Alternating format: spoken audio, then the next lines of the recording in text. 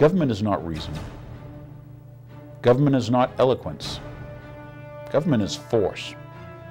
And like fire, it's a dangerous servant and a fearful master.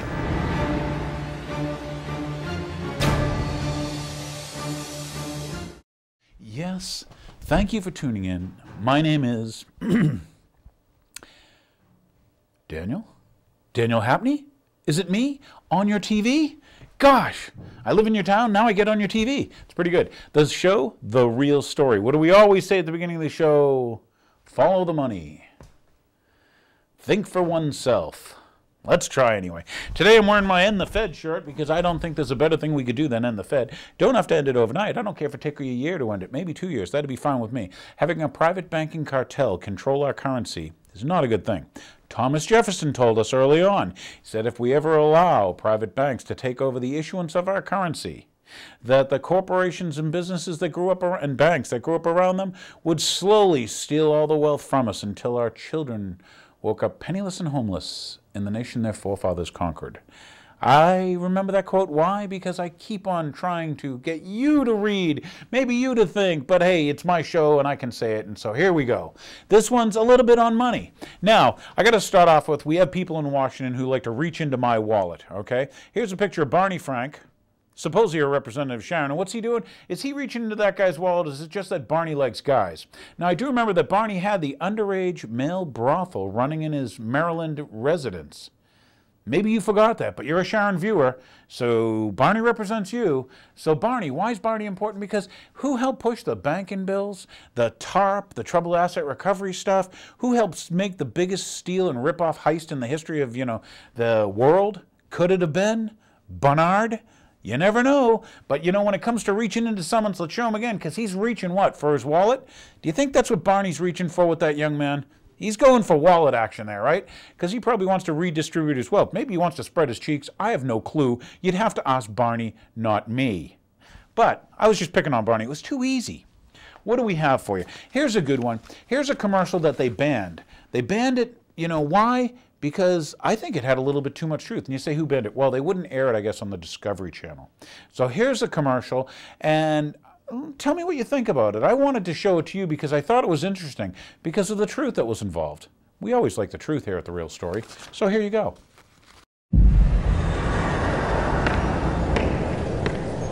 为什么强大的国家都会走向灭亡呢？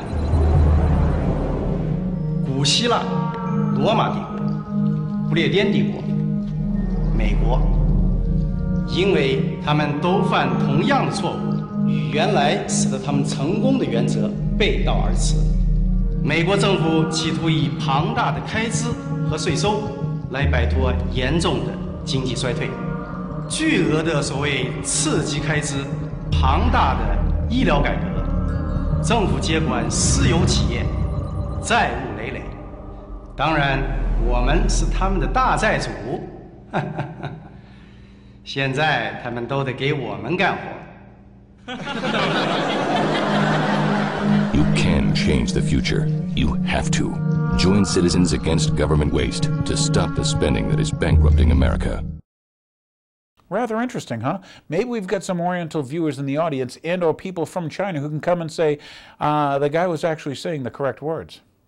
But it's interesting. How do empires fall?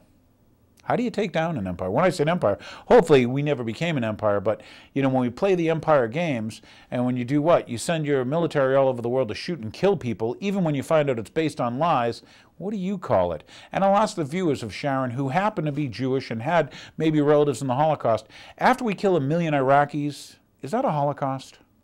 Or do we have to get to 2 million? At what point do you get to be a Holocaust when you're doing wars based on lies? Is there a number? I need to know that. But we're going money. Money's about the show. Remember these words. Collateralized debt obligations. You remember those? Credit default swaps. Mortgage-backed securities. Yes. Financial instruments. Vehicles. How about derivatives? Do you remember all those terms? Well, I want you to understand that in the case of the Fed, okay, let's show them these pictures. This is 1912. This came out of the newspapers around 1912 when they were talking about, oh, we need a private bank. We need a private banking cartel. You probably don't realize that, but I'd ask you, to do some homework. Is the Fed, is that a public bank or is that a private bank? Maybe I should ask like this. Is Federal Express part of the United States government or a separate shipping company? Why is a separate private bank creating your currency from nothing, yet charging you interest for its creation? Just an interesting thought. All right, here's a little piece because I really like this guy. I'm going to say, hey, Gerald Celente, have you heard him? Here he is talking with Alex Jones, but I want you to get a little piece of him because he'll tell you about the white shoe boys. And then in 2007, as the recession has just begun, he's telling people there won't be a recession. And then that criminal Bush is back in business. Did you see him out there hawking his book? You know what he said? They were blindsided by the great economic crisis. Oh, blindsided? Is he either ignorant or is he lying? Because they kept telling us the fundamentals of the economy are sound. You want to follow these clowns? Then follow Jon Stewart and go to his, I hope you were there at his rally for sanity. Can you imagine Donald Duck and Mickey Mouse leading a rally for sanity? And this is the guy that Americans think is one of the most influential people. And it turned out he secretly met with Geithner, and his job is to pacify. At that rally, he said, sit down, don't be angry, everything's good. It was like Marie Antoinette saying, let him eat cake. You know why? You know who his brother is? Yeah, he's the head of the New York Stock Exchange. He's the COO of the Stock Exchange. You get it? Harvard, Princeton, Yale, bullets, bombs, and banks.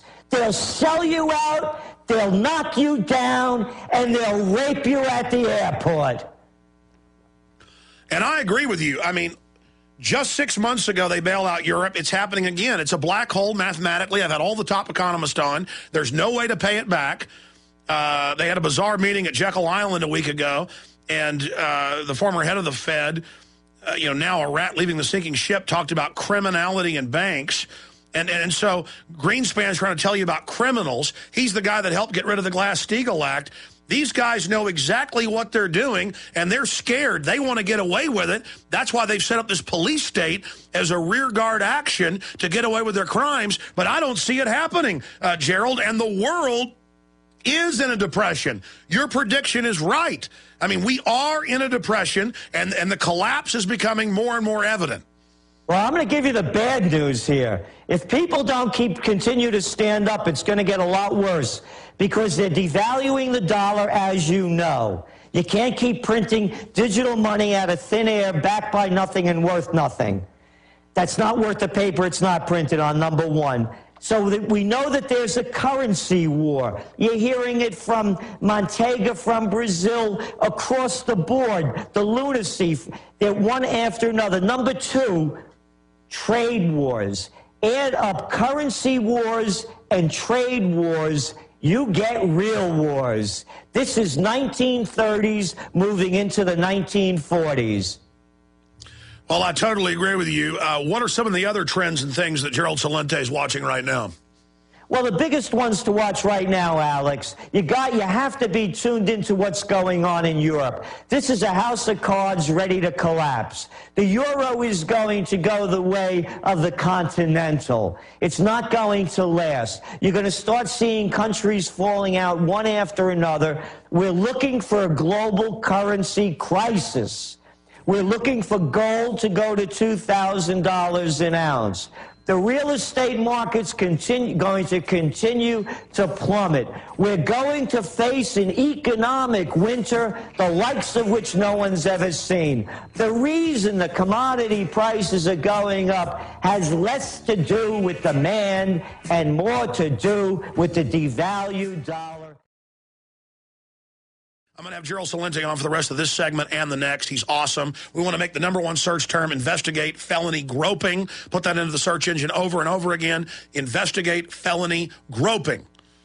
Investigate felony groping. Gerald, you've got the floor right now. Continue with your forecast. What's happening in Europe with Portugal, Spain, Ireland, Greece? What's happening here, this race to the bottom and other key intel? You've got the floor. Then we're going to break and doing 5 minutes of overdrive. Hit them hard. What happened worldwide and began with the dot-com bust and then following 9/11, and you mentioned him, Alan Greenspan, they began to lower interest rates to 46-year lows. Now, of course, they're at 50-year lows. They flooded the world with cheap money. There's been a building boom worldwide that's been built on nothing but speculation and borrowing. It's collapsing. There is no way out of this. You cannot print your way out, and the central banks worldwide are trying to do that. I'm hearing all of these analysts that are making these projections and predictions about how strong the emerging markets are. Guess what? If America doesn't buy, the emerging markets don't sell. You look over there in India, you're looking at half the population making under $2 a day. There's not going to be a recovery. The printing presses are running out. They can't continue to keep it going like this. Every time they try something, there's a crisis. The crisis has now moved away from this QE2, that white shoe boy language for printing digital money out of thin air backed by nothing and producing nothing, over to Europe. And now they're saying that the European banks are coming together for a rescue plan for Ireland. There is no rescue plan. You don't get rid of old debt by piling on new debt. But it does transfer more wealth to the white shoe boys. Oh, it does. And look at the numbers. Look at the numbers from the white shoe boys. A handful of them, Alex, getting bonuses worth $144 billion. That's bigger than the GP. That would rank number 49 of 194 gross domestic products of the countries of the world. And if you don't want to be outraged out there, check this out. The merger of state and corporate powers is fascism. And fascism has come to America. It's not only in the airports. It's in White House. It's in Wall Street. Well, look at how Goldman Sachs gave him all the money. But hold on. What about 111 waivers for McDonald's and people to not have to get their employees insurance, but everybody else does? That's total discrimination. Everybody else will go out of business but these people. They've got the inside track. They own the casino. You got it. Here's our slogan, Alex, for 2011. Break the chains. Don't buy anything at the chains that you don't have to. Break the chains and buy local and bank local. Take your money out of the big banks and put it in the little banks. If 20% of the people do that, they'll break the entire system. They'll break Walmart. They'll break Target. They'll break them all down, and we can rebuild Main Street. Because they're on the margins. When these companies, Alex, they lose 5, 10, 15% of their business, they start collapsing. They have to keep growing. They're like a tapeworm. Stop feeding the tapeworm. Everybody out there that eats their garbage and puts their money in their mouth, which is their bank, you're responsible for the slavery of being chained to the chains. Well said. Do you see the awakening accelerating? It's happening now with this TSA. And the reason, as I said, it's happening because it's affecting people personally. When they get it in their heads that they're being affected personally by the garbage that they're feeding us, like this place, this Auschwitz Farms out there in Iowa that was sending you how to pull back 500 million eggs, let them understand that they're killing us. Just like they're filling us up, they're also poisoning us. So you have to break the chains to really become free. If enough people, beginning now, break the chains, buy local and bank local, we could have a new system. Yeah, this whole money thing's rather interesting, huh? The other thing I thought was good, there's so much that can be done here.